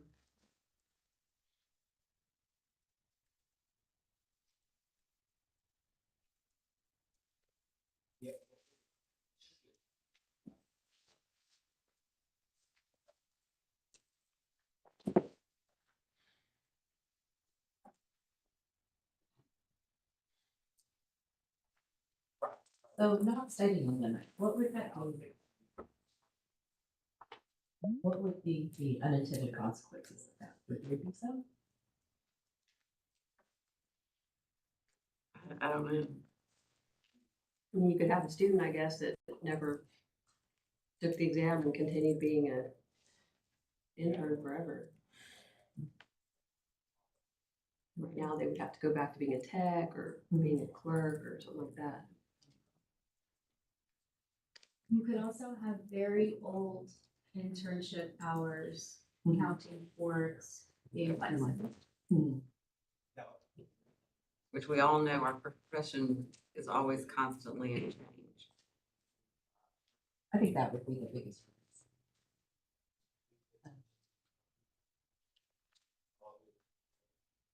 Have we ever had cases like the one we heard from? It's like such a one-off. I don't know about others. That's the first that I'm not in the licensing team, obviously, but it's not something that comes to my attention very often. Some states have it for 5 years. Most have nothing, but we could extend the time. I mean, that was a very tough situation for that person we heard last time. It certainly was. And, no fault or wrong circumstances of life occurred. So I do see the risk that you're saying, the old intern hours, but you consider it a longer duration than 2 years. Would we be able to, make a judgment per case basis? Like in Arkansas, it says here for circumstances beyond intern's control, or, see, what was that? Some discretion within there somewhere. There was some discretion involved, but I didn't know if that's. Allowed. Johnny, I think what you're reading is for if the intern can keep the registration after failing the NAEPLEX, right? So if the rule that you proposed earlier did go forward and was adopted, then they would be able to keep their registration after failing NAEPLEX once. Right. So that would help with that. Okay. Yeah, I think doing one-offs creates a lot of muddiness and mess. I mean, if we wanted to look at doing 3 years instead of 2, I mean, maybe what we need is just more information from licensing. Is this a one-off that we're having a knee-jerk reaction to, and this is the only time that it's ever occurred? And our rules are good the way that they are? Or is it something that has come up multiple times and we really should address? Even if it's just one person, I think about her story from last time, and I know our laws prohibited us from doing, our regulations prohibited us from doing anything. But I really felt like even just for that one person, we could, if it would have been 3 years instead of 2 years, that would have changed everything for her trajectory. And I think even if it's a rare event, we should still consider making some kind of a change. We have other feedback from other states on the no limit. Anybody have any concerns? We reach out to anybody or any feedback? We have not reached out to anybody. We can bring that for next time if you want. I think that would be just a good understanding of other states have a problem with this no limit.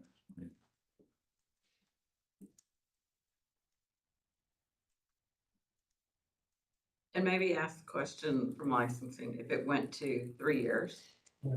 would that, negate any problems that we've ever had in the past? And I do think it is that balance of having reset practice hours first. So I agree with having a time frame. I just, that 3 years, at one point when it seemed like it would have been an issue to me, but hearing her story, I can see exactly how it's an issue. Again, no fault of her own. So is everybody good with staff coming back with more information for next time? No other action? All right. That will take us to E.8.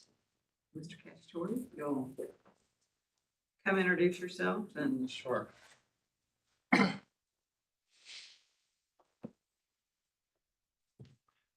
My name's Kerry Cacciatore, and I'm here today representing BD Pyxis. So thank you, Madam President. Thank you, board members and staff, for allowing me to speak to you today.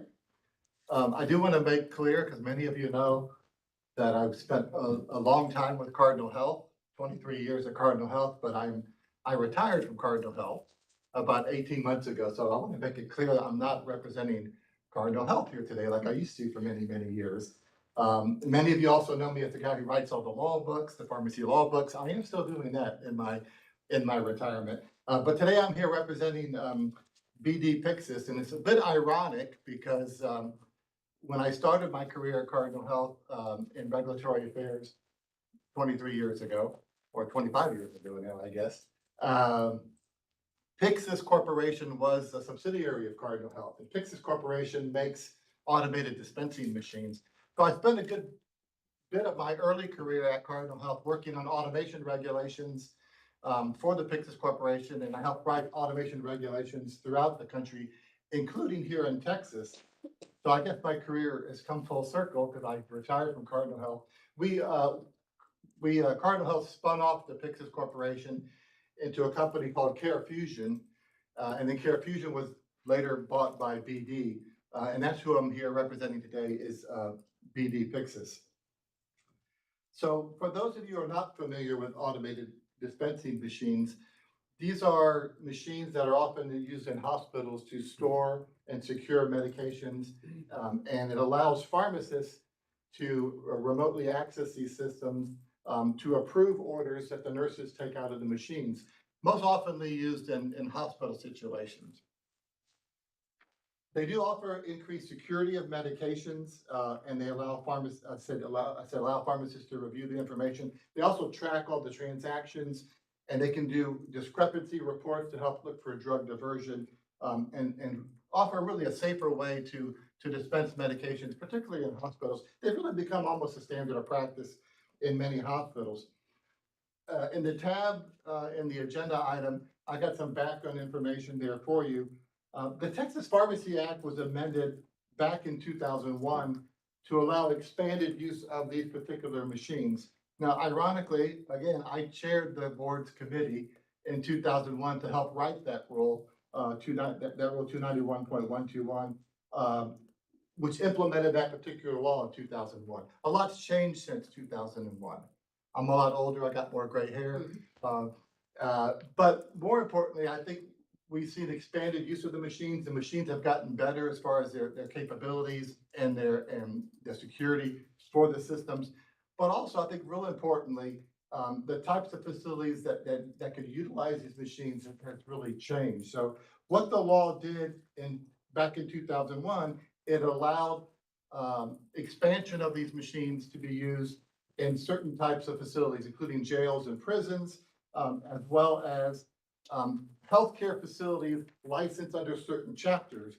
And the legislation that was passed said that the board can adopt rules on this, but it must include certain types of facilities.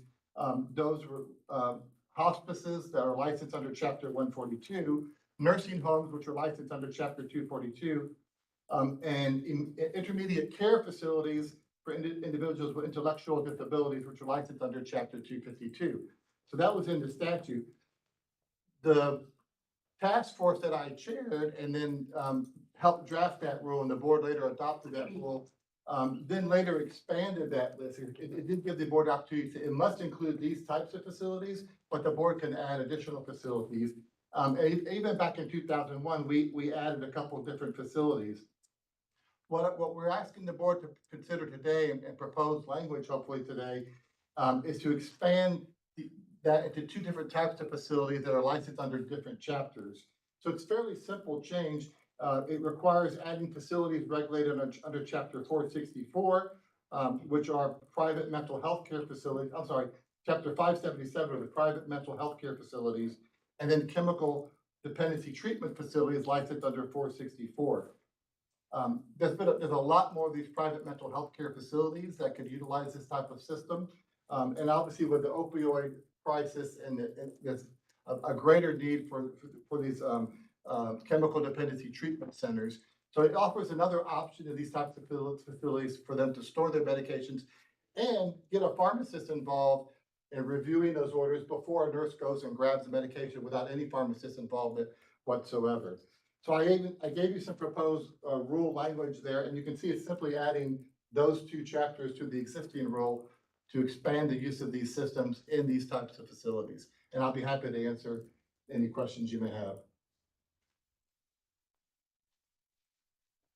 Question for Gary.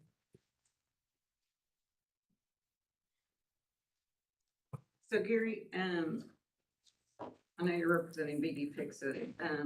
Are there already mental health facilities that are looking to do this? Do you have any knowledge into what kind of medications they're looking at? There are a lot of these facilities. They do have medications. Some of them may actually have Class C licenses. But what this does, so it might be possible, honestly, for some of them to do this already, but it's just not clear because of this rule. What this does, it makes it clear that they can use these types of systems and have a remote, because it's under the remote pharmacy rules, remember? So it allows that remote pharmacist the ability to check on these particular types of orders. But there definitely are facilities that are interested. And what I'd like to ask is if we propose a rule and then go through the commentary period, if there are any concerns, we will hear from those types of facilities, or those types of facilities that are interested in doing this would hopefully submit comments in support of it. But yes, I think there's definitely a need out there. So do these facilities normally have a pharmacist that they have on, not maybe on staff, but that they contract with or whatnot already, or is this gonna mean that they don't? If they have, they may have a Class C, which is a institutional permit, but that only requires a pharmacist to come by if it's these are smaller facilities, right? So the Class C rules, as you may know, require a full-time pharmacist only if you have a certain number of beds. These usually don't have that many beds, so and the Class C rules are pretty flexible and only require a consultant pharmacist to come around every 7 days. So they can continue to do that, but this would also allow them to use these machines in the interim and get a prospective review of those orders rather than a retrospective. Those rules for small hospitals under the Class C rules allow a retrospective pharmacist review of the orders. Well, the patient's already gotten the medication. If there's a drug interaction there, it's almost too late, right? So this will help with that because it allows a pharmacist remotely from the Class A or another Class C pharmacy to actually review orders ahead of time and then authorize release of the medication from the machine. I guess some of them probably have deliveries come from an outside. Right. So if you want to do this, then you would have to hire a pharmacist or a contractor or whatever. Absolutely. Right. So Lori, on your system, your surgical center, do y'all have a Pyxis or a unit like this for drugs that ever shelf with your drug? We do, and we do prospective review of all orders. At the main office. Central. Yeah, okay. Basically, this would provide the same safety mechanisms for private mental health facility patients and chemical dependency treatment facility patients that we're seeing for hospice patients and intermediate care facility patients and all of those others. It would treat them. We would be protecting them the same as we feel it's Correct. important to protect this other class. It just makes it consistent throughout the different types of healthcare facilities. And your pharmacist in charge of that, your surgical center, goes weekly, right? He goes weekly and he does the controlled substance inventory and all of that. Does all of the other requirements, but as far as taking care of the patient now, Right. we're doing a prospective review to ensure, no drug interactions, the appropriateness of Okay. antibiotics, all of those type of things. Okay. Okay. All right, thank you, Gary. What is the pleasure of the board on this? What's our option? We can have no action. We can do proposed language and have it brought for next time so that we can have comments and allow the comment period to go forward.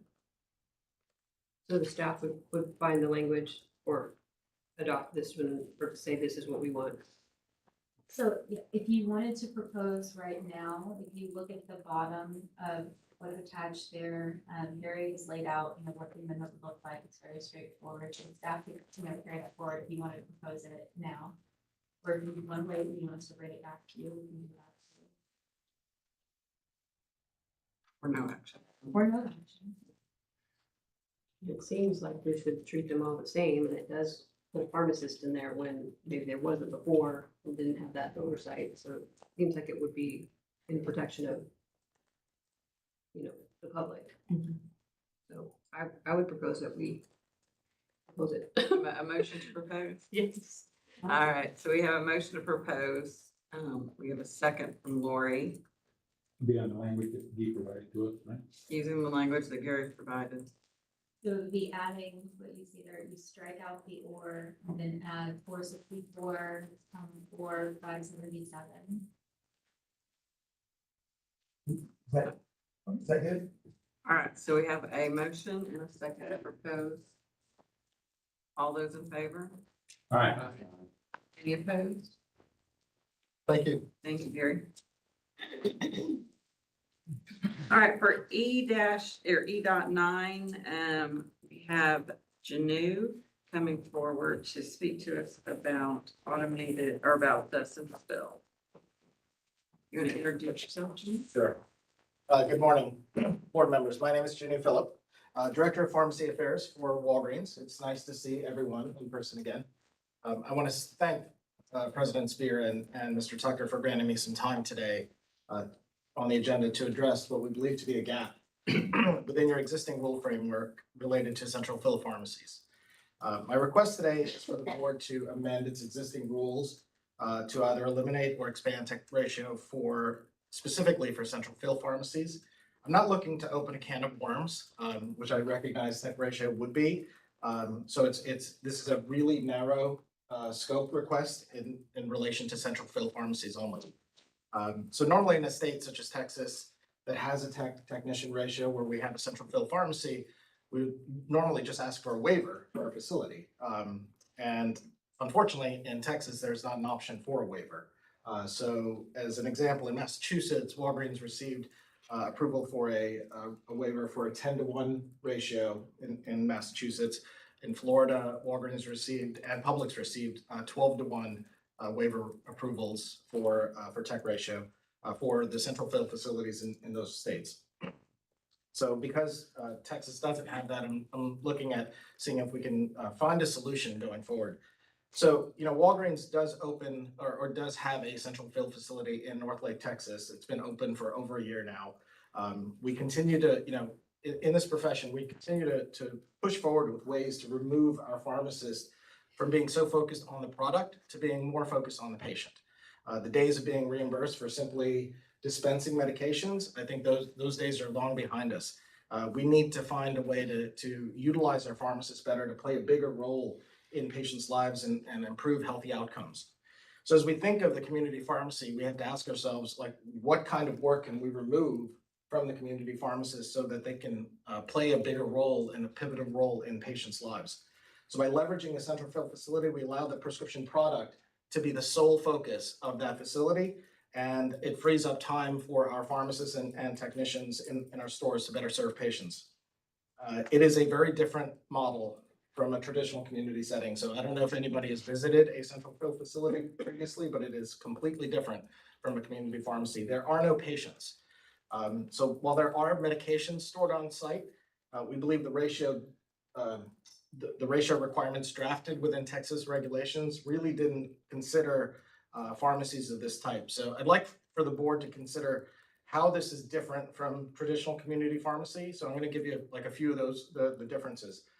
Technicians at the central fill facility perform very limited functions. They're tasked with performing filling of canisters, filling medications, and then doing inventory related duties. The thing that they don't do is they don't do anything with patients or prescribers. So they don't answer phone calls, they don't perform data entry, they don't do refill requests, they don't do any third-party billing. There's no immunizations, they're not assisting in compounding, right? So all of these things that you would think about that need pharmacist oversight, they don't do. They're filling prescriptions and they're doing inventory related tasks. With that, traditional community or pharmacists in a central fill facility have increased capacity to supervise more technicians. The other thing is there are fewer distractions in a facility such as this because there are no patients. Pharmacists, in addition, are focused simply on checking prescriptions and then supervising the technicians and support personnel that are in the facility. So they're not doing all of these other things that a traditional community pharmacist would be doing. So they're fully capable of supervising many more technicians than what would be found in a community setting. In addition to that, we use automation, a large amount of automation with barcode scanning technology everywhere. And so if a technician does something and bypasses one of the steps, the system actually locks up and forces a pharmacist to come over, right? So we have redundant safety mechanisms in place also to minimize the amount of supervision, that constant supervision that's needed. So, this facility has been open for over a year now, and, unfortunately, we've been having to staff the location with additional pharmacists. And so those pharmacists unfortunately are not being utilized efficiently just because they're there just to satisfy the tech to pharmacist ratio.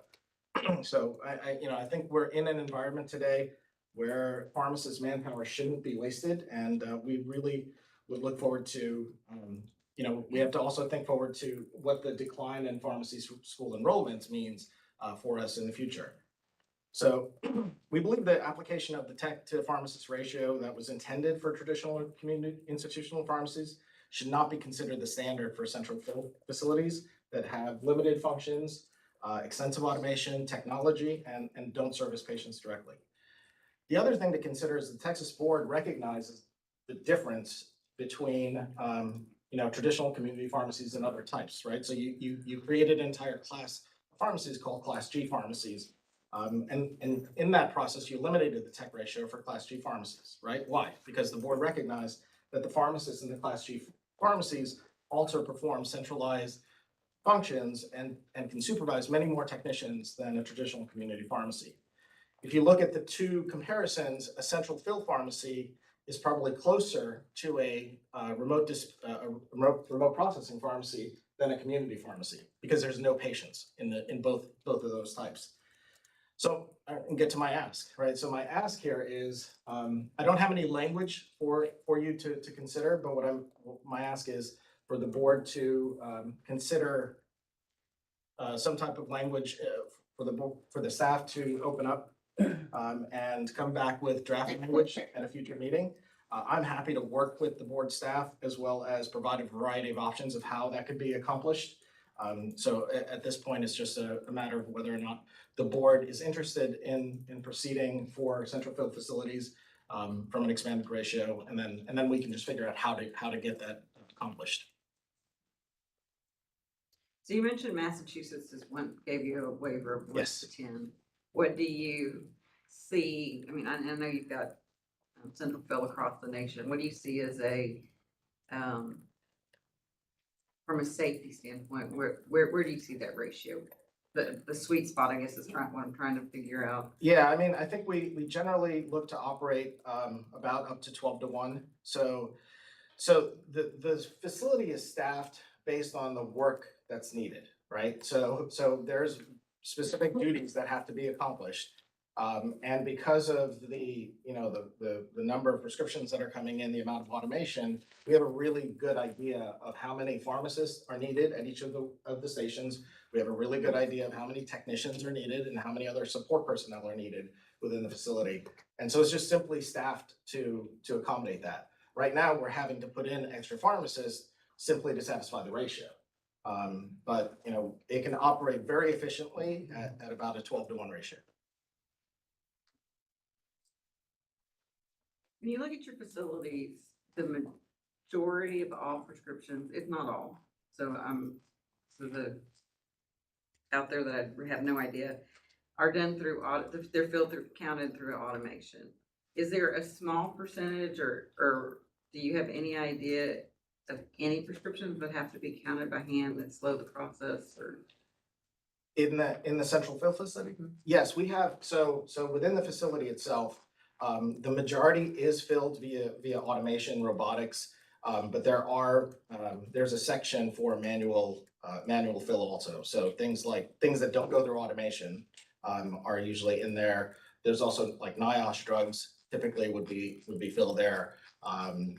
Some birth control, albuterol inhalers, right? So those kind of products. So there is a manual fill section, and then there's the automation section.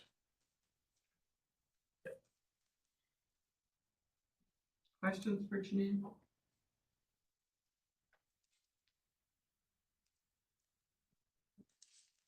Similar to Mr. Cacciatore, it's does the board recognize central fill facilities as as being different? Should there be an exception made for central fill facilities? If the board does believe so, then we would just ask for the staff to come back with some language at a future meeting for you to consider. So again, you're not having to make a decision today regarding that language. It's just simply whether to consider it for the future. Yes, sir. I'll just share as a non-pharmacist and somebody that has a central fill station, I do see the differences. And so I would be open to at least evaluating some different language. All right, so we have a motion to bring language forward and second. All those in agreement? You don't have. You don't Oh, we know. don't, so we don't have to vote, that's right. All right. Thank you. Appreciate it. All right. We're gonna bring language forward then. All right, Ms. Caroline. We're down to F.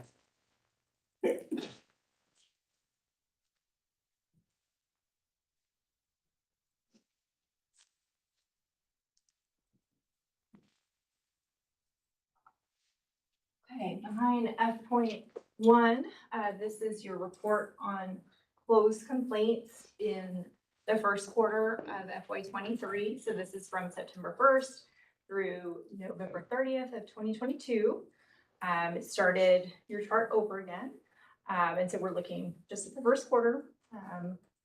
This is the breakdown of complaints that were closed without disciplinary action, and then those closed with disciplinary action.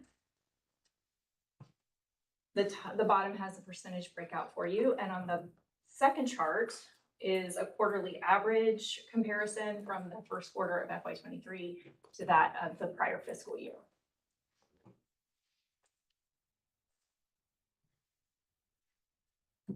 And then F.2 is your open complaints.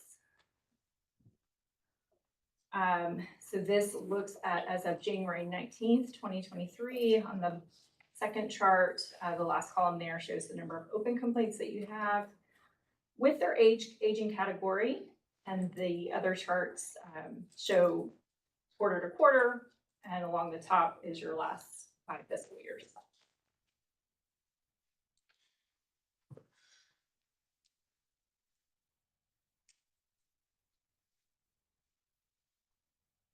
Congratulations on getting that resolution time down the way that you did in 2022, especially with the number of complaints.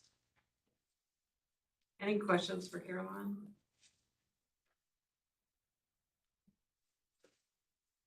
All right, thank you, Caroline.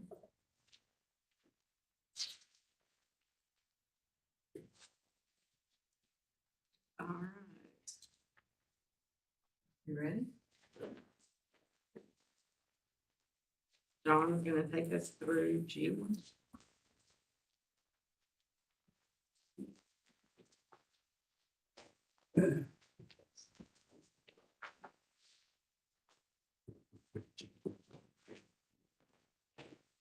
All right, G.1.1.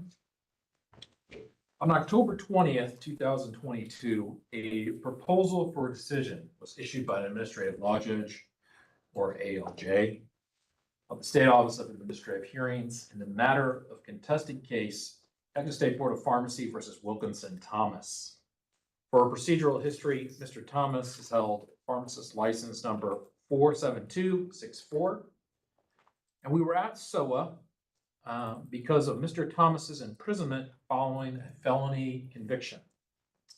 The ALJ found in the proposal for decision, which is your attachment A, the ALJ found by the preponderance of the evidence that Mr. Thomas's license, pharmacist license, must be revoked following his imprisonment, following a felony conviction for 3 counts: conspiracy to dispense and distribute or possess with intent to dispense and distribute hydrocodone, conspiracy to dispense and distribute or possess with intent to dispense and distribute carisoprodol, and possession with intent to distribute and dispense hydrocodone or carisoprodol, aiding and abetting. He was sentenced to imprisonment for 151 months. The ALJ found Mr. Thomas had in fact been imprisoned following a felony conviction. As such, the ALJ recommended the board revoke Mr. Thomas's pharmacist license as required by Texas state law. Consistent with the ALJ's recommendation, board staff is asking the board to revoke Mr. Thomas's pharmacist license. Board staff has prepared a board order reflecting that recommendation, and staff urges the board to adopt that order. Thank you, John. This is on your desktop if you didn't find it on there. We will need a motion to approve. We have a motion to approve from Donnie and a second from Daniel. All those in favor? All right. Any opposed? All right, John, thank you again.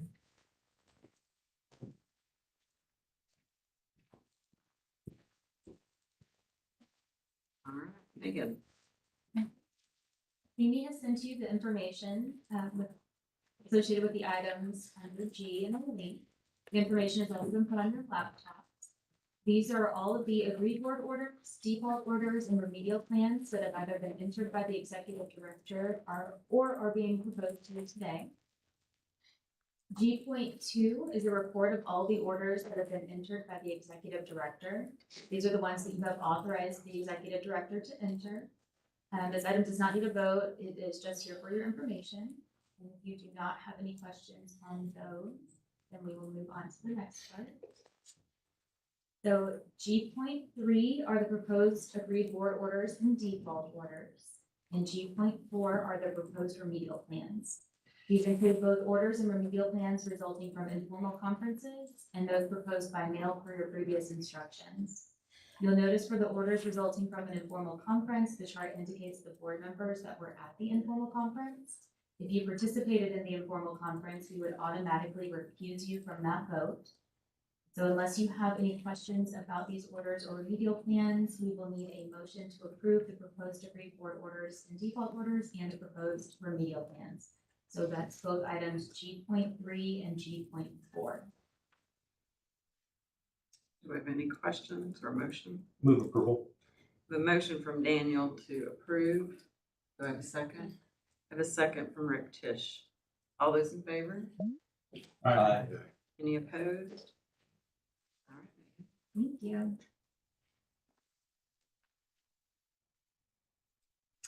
All right, that's going to take us to H.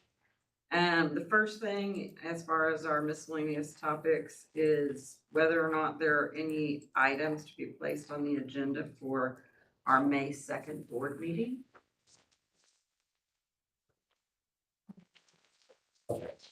Other than the ones we talked about. Other than the ones we've already talked about. So I'm going to add one on there that's kind of come up as a question, and it involves central processing. So when we have facilities that are outside of the state, and you have a mid-level practitioner, there's difficulty in figuring out or finding out who, their supervising physician is. So it puts us at odds with other states, I guess. So the question is, if we could get maybe the staff to look at that, and see if we can see what everybody else is doing and maybe if we need some changes. Any other topics? All right, so there are some upcoming dates. We do have informal conferences on March 7th through the 9th. Informal conferences on April the 4th through the 6th. Our next board meeting will be on May 2nd. I will let board know as well as public know. The location is to be determined. This building can't be used, so we're looking to see where that needs to be. So do make sure that you kind of look to see where we're going to be at. And then for our board members, I do want you to start looking at your calendars. 2023 is here. The NABP meeting is already set. And District 6, 7, and 8, those dates are set. Kind of interesting, Multigon is the week before District 6, 7, and 8. So it may be an opportunity for us as a board to maybe divide and conquer. Since maybe traveling 2 weeks in a row would be difficult. But I just want everybody to kind of look at their calendars, get some more participation both at the district level and at our national. And that's what I have as far as the calendar. We do have a special recognition And if we can have Miss Iona Grant come to the front. It is not very often that we get to do this for a staff member. So if you do not know, as a board, when somebody has had their Texas license for 50 years, we send them we send them a certificate with all of our signatures on it in recognition of their service to our communities, to the state of Texas, and all you've done for 50 years. And really everything you've done for the board as well. At the December meeting, she did get her tenure award there, 30 years with the board. So we thank you, Iona, for all you do for us, continue to do for us, and appreciate you, and you're welcome.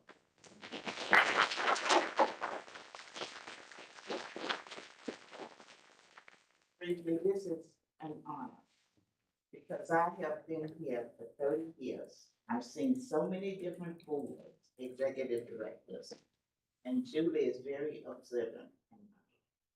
And I appreciate this, but I also want to let you know that I graduated from pharmacy school at age 5.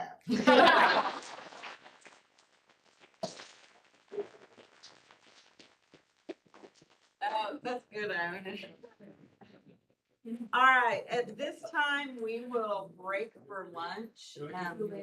Quick question, just a quick question regarding the May board meetings. If you said that the location is to be determined, was our ability to be able to do virtual meetings dependent upon any type of special order, or is that still an option for us to consider if for some reason we don't have a location? It is not an option for us, because of, go ahead, Megan. I mean, it could potentially be an option for us, but it's obviously not ideal. Yeah. We would have to have Julie, in person, and there still would have to be an in-person location, but some people would be able to, then you're in a hybrid situation, which is obviously not ideal. Thank you. I was just curious. We're working on a location. We'll have somewhere where it's not too great. And maybe we can get the building to work. So for our public, at this time, we're gonna break for lunch. This is the board meeting that every year we do our evaluation of our executive director. So we'll break for lunch, come back, we'll go into executive session. Just so you have transparency, we'll come back into an open forum. But, obviously, we want to be respectful of your time and let you know that. So with that, we will adjourn for lunch. I'm going to say it's 11:25, even though my computer says it's 13:30. Should we come back at 12:30? What's the pleasure of the board? 12:15. Oh, that's a good question. All right, well, it would be ours, we will determine our time factor when we know when our food is here. But at this time, we will break, and I thank you all for coming. If you are here for your CE, make sure that you get that QR code. But thank you for coming and joining us today.